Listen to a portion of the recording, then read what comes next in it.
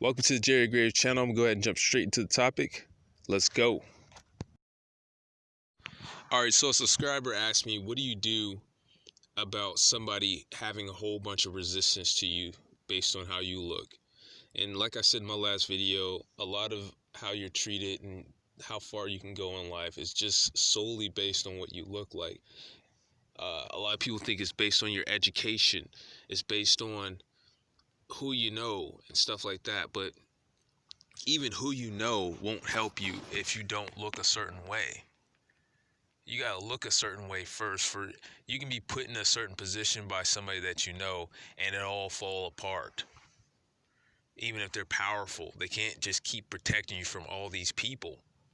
If you have the wrong look, you'll eventually lose your position.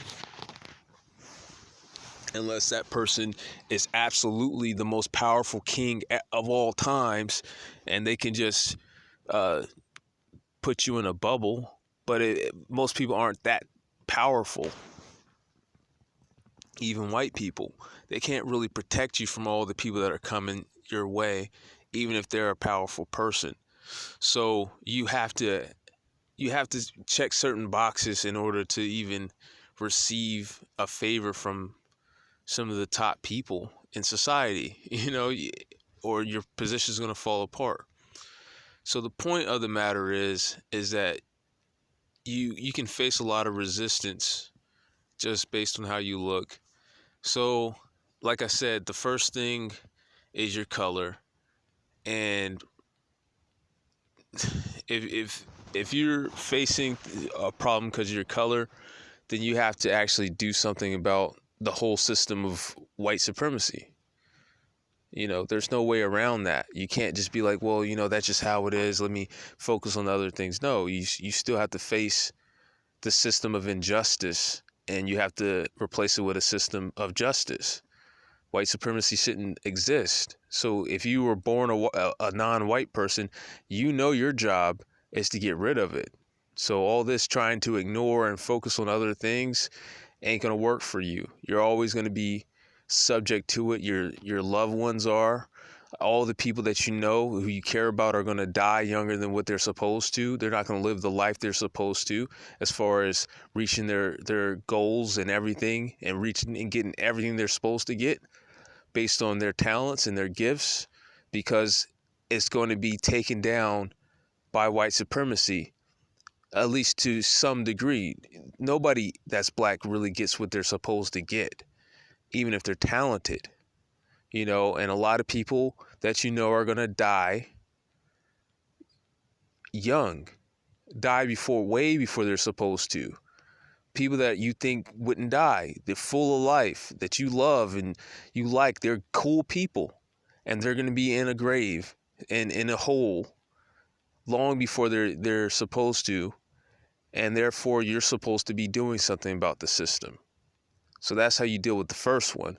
Now the second one, how friendly you look, well, you got to do a lot. If you have a face that doesn't look friendly, you got to deal with it at its source. Try to use frownies while you sleep.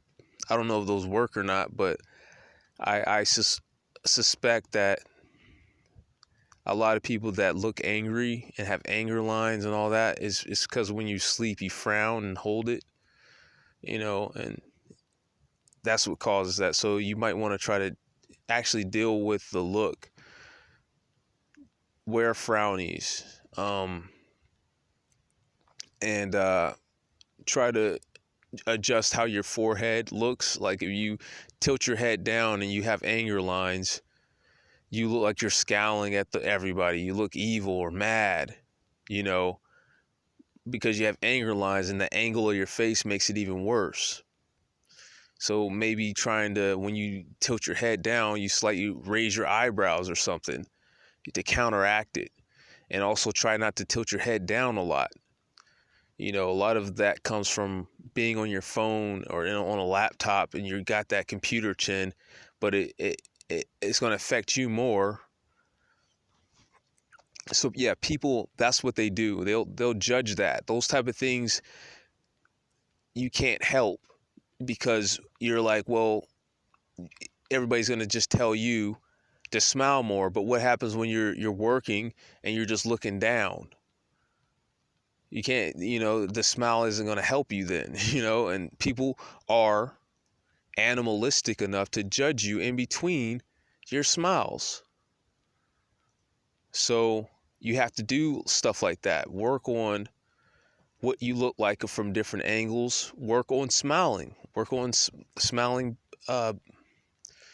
more effectively, making sure it looks genuine. Practice smiling fast, smiling slow, and see what works best.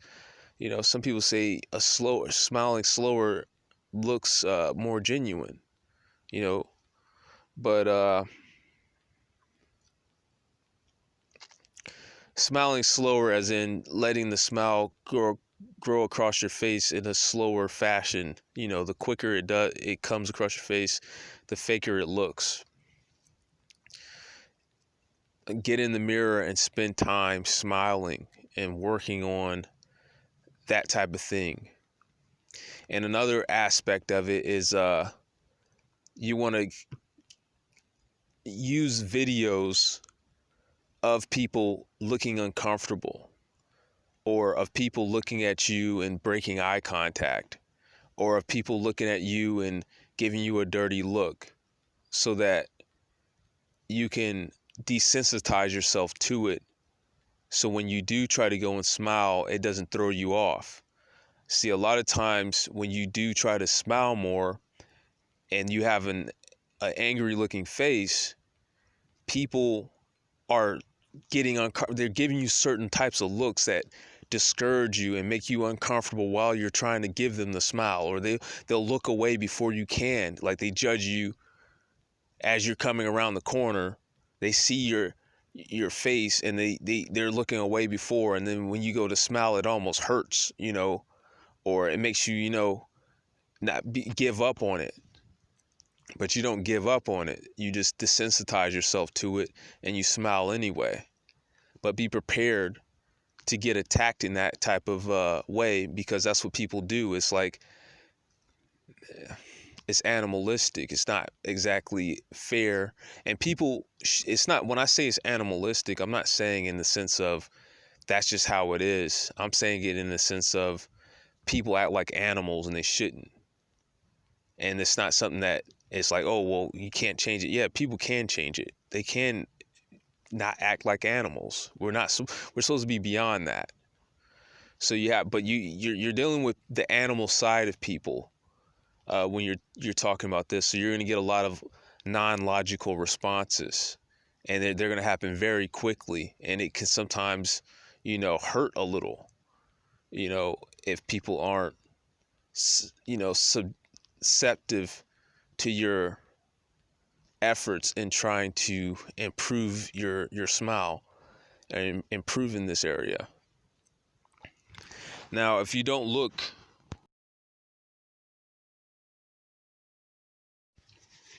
if you're the type of person who doesn't look intelligent, you have to do things that make you look more intelligent, like wear glasses and fix your posture. Sometimes having a forward head posture and you're looking down a lot makes you look like you're less intelligent, or leaving your mouth open, like walking around and you breathe through your mouth a lot, can make you look less intelligent, or a space between your front two teeth, or having like that really like gap teeth. People think that correlates with lack of intelligence.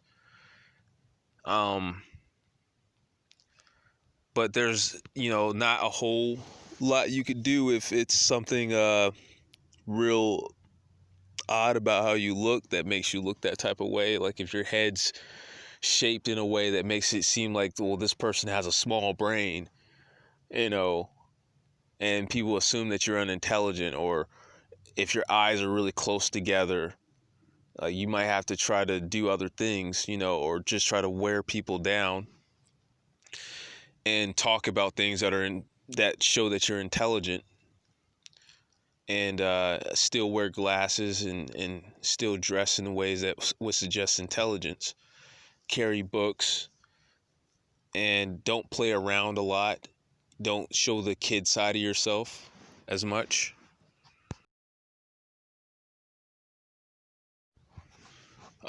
Eat a better diet so you're not bouncing off the wall from eating bad foods and you're all hyped up, and because you're eating foods you shouldn't be eating, or eating a lot of sugar or something like that has you acting childish and weird, or you got to make sure you get more sleep so that you're awake. You can't just be all hazy. You can't if people think that you're unintelligent, you can't have those days where you haven't slept. You slept an hour and you come in and you're making mistakes at work, or you're saying things that don't really make all that much sense, or just, you know what I mean? You can't, there's less margin for error when you're doing that. Like, you got to get take care of yourself better, get enough sleep, make sure you're breathing while you're sleeping well. Get nose strips so that you're really on the ball. When you wake up, you're wide awake, and you want to put the ball into their corner. If they think that you're unintelligent, you're pointing out stuff that they miss. You're making sure that if they say things that make it sound like you're unintelligent, asking you questions like, I can't even give examples, but a lot of those things you want to do right back to them when you get a chance. If they ask you something like, or tell you something that you already know, make sure you tell them that you know that, but without an attitude. But then occasionally do the same thing to them. Tell them something they already know. Stuff like that can push people back. But yeah, you got to be pushing them back and have a lot of responses ahead of time, the same way as I described before, where you got to have to think about what to say. You can't be on the fly all the time and stuff like that. Think about what you're going to say ahead of time, and to everything that they can say, and have it already ready so that you're pushing people back. You don't want them to keep encroaching on you and stuff like that, because when you get that type of reputation, it can come from everywhere all the time and start getting built up and built up and built up to the point where it's harder to break out of that situation. So, have everything ready ahead of time. And then oh yeah, when you another thing you do is you never forget, which is a very important thing about both of these types of judgments. Like, you never forget that they're judging you in this way, because I don't know if I think I said this earlier in this video, where people are animalistic. They don't let stuff go. So you're dealing with the animal side of them. So logically speaking, even if you prove that you're a certain way, the animal in them, they're going to judge you completely on body language. So if you keep exhibiting the body language, or you have something about you and your appearance that gives them a certain notion, it can still keep being revamped. The animal side, it's kind of like, even though your dog knows not to be a predator, but at some point, if you act scared of the dog, it's going to respond to that. It might start acting like a predator to you, and you can change that. But the moment that it comes around again, when you start acting like you're afraid of your dog, the dog will start acting like a predator again. Well, if you haven't changed any of these things about your look, the animal side of them is going to keep coming back out. And until you figure it out exactly what they're looking at in you that's causing them to behave that way, the animal side's coming out. And that's a very important thing to remember in this situation. The animal side is going to just keep coming back out. So you have to be ready for that. You never forget that. Even when everything's going well, even when you guys are acting like best buddies, the animal side's eventually going to come out. you know, as long as you haven't figured out exactly what it is and you know you can change it. Some people, you can't change it in yourself. Some of it's actually literally physical about your body that you can't change or disguise it. Uh, and eventually they're going to keep trying to do that. So you don't get caught off guard. Have a response. Be ready for it. Don't get so caught up in it and in the conversation that you're not ready. The animal side is coming. You know, so it's the same thing. You should be asking, if they think that you're unintelligent, you need to be asking, okay, so how is this person going to think that they're going to get over on me now? How are they going to try to get over on me? Even while you guys are talking and laughing, having a good time, it seems like things are going well. You're thinking, okay, so how is this person going to try to get over on me now? Who's over here trying to get over on me? You never stop thinking that, unless you can figure out what causes them to do it and change it for good. But if you haven't figured that out, you never stop. You always are thinking, you're always on guard. You're always looking for them to snap right back into it. When is the animal coming?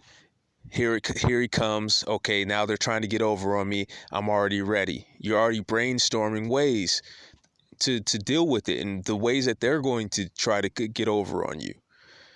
And same thing with them thinking you're angry. That means they're going to eventually snap at you at some point or try to push you away at some point.